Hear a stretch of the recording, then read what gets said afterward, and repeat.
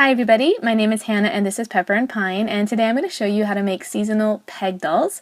But first I want to show you the difference between the finger puppet bases and the peg dolls. You can see that the finger puppets are a bit larger and of course they have that space for your finger. So today we're going to be using our Lyra watercolor paints to paint the bases of the peg dolls, and I also have some distress inks that we're going to use as well, and I have some shimmering spray here. This is Perfect Pearls, and I also have some Mr. Huey's paint, which is basically an opaque white, which is really going to help with those distress inks. I also have my box of scraps, and this is going to come in handy for this project since I kind of need a variety of things, so I just want to pull from my scraps for this project. Alright, so the first thing I'm going to do is use this non-porous palette in order to put my distress inks on.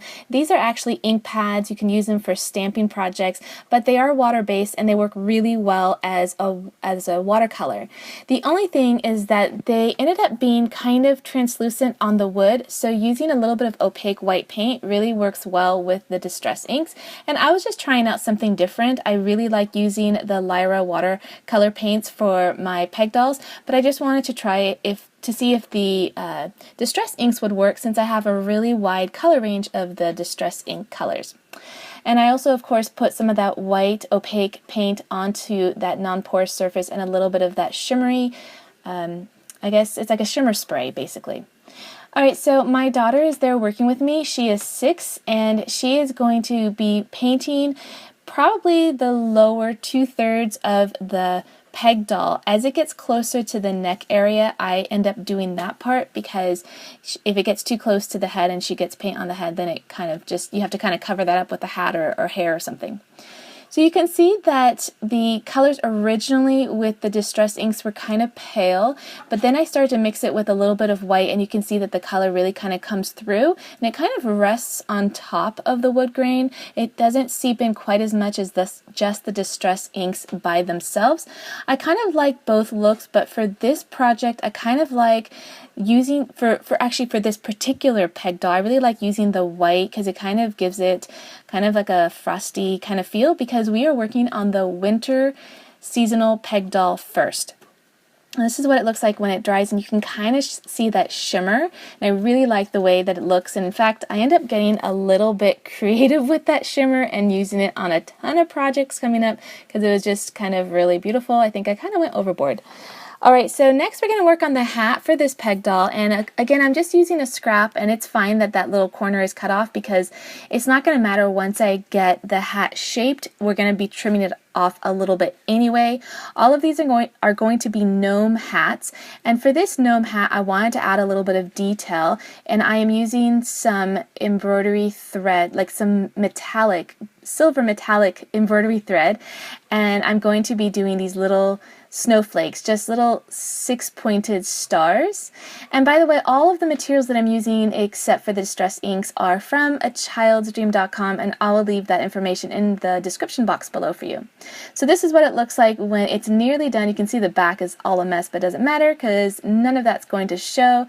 I'm going to use a little bit of glue rather than trying to tie it off there. I find that this works really well, and it's not going to show anyway, so it doesn't matter.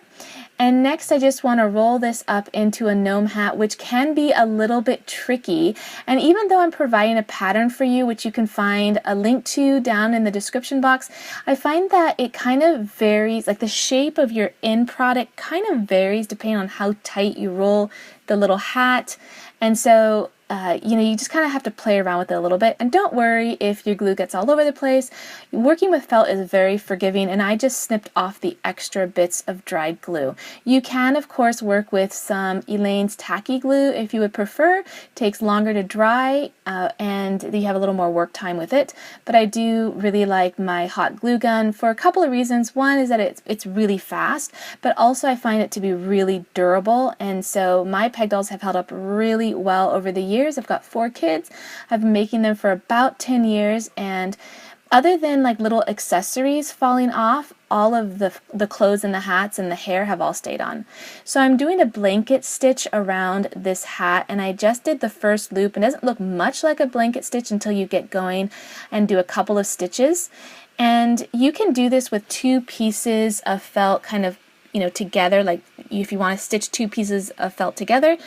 But you can also do it as a decorative border, and I'm basically just looping my needle through my thread before I tighten it. Now I know that this can be really confusing if you haven't done a lot of stitching before, and so I'm going to link a tutorial down below from another YouTuber who has an excellent demonstration on how to do a blanket stitch. And of course you could do without any stitching, and if you wanted to, you could do like a loop stitch or something else decorative. I really like the way that this one ends up coming together, and at the very end, again, rather than trying to tie it off, I just use a little bit of hot glue. Now if you work with your stitches and you are doing them kind of tight, you'll see that your hat kind of comes in a little bit, almost like it's like elastic, and if you're a lot looser with it, then it won't. And this is kind of medium. It kind of hugs in just a little bit, and I really like the way that that turns out. Now I tried a couple other things with this peg doll. I tried adding little snowflakes onto his body, but I find that the end product didn't turn out exactly the way I envisioned. So I'm kind of showing you how I do that here, but in the end I give it a little spray of that shimmery spray and it kind of mutes out a little bit of the stars, or rather the snowflakes. And, I guess it's just a personal preference. You can do either if you wanted to. It was a little tricky doing the snowflakes, so use a really chiseled point, I guess, of a paintbrush. I don't think that was the right term, but anyway. My daughter worked alongside with me, and being that I took far too long to stitch the hat, she went ahead and made her own little winter peg doll, and I think it turned out adorable. I'm going to show you the whole set at the end, because in the end, I think she did great, and I almost like them better. In fact, I do like them better because they're super adorable. Alright, so now we're going to work on spring, and again I've put down some of the distress inks, and of course that opaque white, which is really necessary because I'm finding that the distress inks are just too translucent, which are great for a lot of projects. I absolutely love them, but I'm finding that the Lyra watercolor paints are a little bit better for the peg dolls. And I do off camera use them a little bit to add more color to the distress inks. So now I'm going to work on a different kind of hat, and I was playing around with this off camera, so I didn't show you the whole process, but I basically found a remnant piece of green in my remnant bin, and I just played around with it a little bit, and then it kind of came together. So then I quickly turned the camera on and showed you a little bit how I cut little, I guess, grass out of that green felt. And again, here I'm just playing around, and I'm taking a little bit of wool, and I'm just kind of seeing what else I can do with it. And I think, well, maybe a little scarf will be nice for this little peg doll. Again, I'm just totally playing around here. I didn't really have a plan. Now, my daughter has left at this point, but she is going to come back, and in no time she is going to paint herself up another peg doll to represent spring. So I went ahead and glued down that wool into the hat, and I wasn't quite sure if I really liked it, but my kids loved it, so then I'm like, okay, I guess we'll keep it. And then I pulled a little wooden bird from my scrapbook stash, and my kids liked that as well, so I glued that on. Alright, so now we are going to work on fall. We're going to come back to summer because I wasn't sure what to do with summer, and really, in the end, it's kind of just really simple, but I really, really like the way that fall turns out. Fall and winter happen to be my favorite of this set. You can see that my daughter is there working alongside with me. It got hard for her to show everything that she was doing on camera, so you can just barely see her arm, and she's just sitting on the table with me. And for this one, I wanted to try to do kind of an ombre effect with the different colors, but it turns out it was really tricky to get the look that I was going for. And it's okay in the end, but it's maybe not something I'm going to try again the same way, at least. Maybe 2 colors would be better than the 3 colors that I was trying to do. So now I am going to use all of my tiniest scraps to make these little leaves. And this is what the peg doll looks like when it's all done and dry. And you can see that there's quite a bit of shimmer on that, which really kind of mutes the colors a little bit, which is fine, but I also do like the vibrant colors at the same time. And here, again, I was just playing around with this. I wasn't quite sure what was going to come of all those little leaves and how it was going to look on the hat. So I just started working with it. I made the gnome hat the same way that I made the winter gnome hat, but I didn't put any stitching on it. And I'm just going to keep decorating this with all the little leaves that I cut out, which are basically little teardrop shapes. Now, one thing that I kind of forgot to do was to see if the hat was big enough, or rather too big. So it actually ends up being too big, but I don't want to go and trim it now that I already have all the leaves on it. So 3 down, 1 to go, and oh, I forgot, I'm going to add one more little detail here. I'm going to make a twizzle, which is basically plying a couple of pieces of yarn together. You can see how easily this comes together, and it doesn't even come undone. It just stays put like this. So it's a little easier than braiding. You could braid it, of course, if you wanted to. And I wasn't sure if I was going to like the way that this was going to turn out, because I just happen to have a little bit of yarn here, which isn't actually red. It has a little bit of pink in it, but I like the way it ended up, and so we stayed with it. All right, so now we're going to work on summer.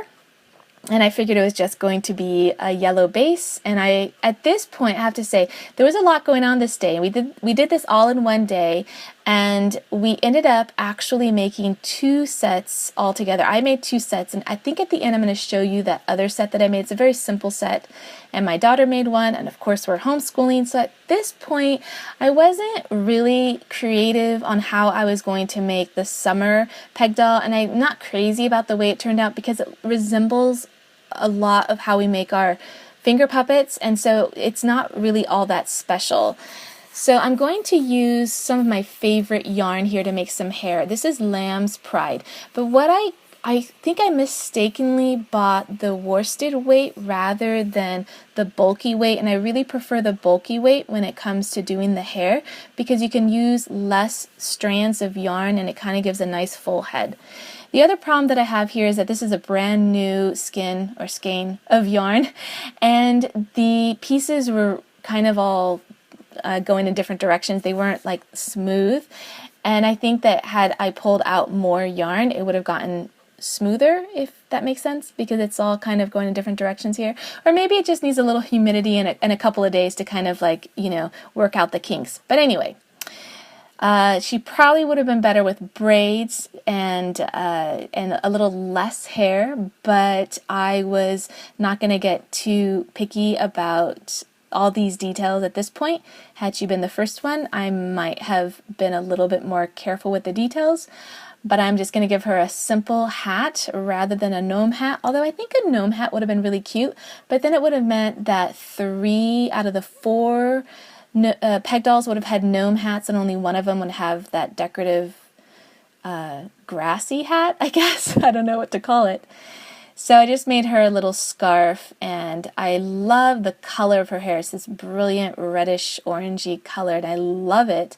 I love it for the summer. I just think that I could have done a little bit more with her, but that's okay, because we are moving on to other projects. So here's a look at all 4 of them together, and then off to the left you can see the second set that I made that I wrote all the seasons on it. So what ended up happening is once I got the decorative set done, I didn't really feel like writing the seasons on it. I felt like that kind of took away from it.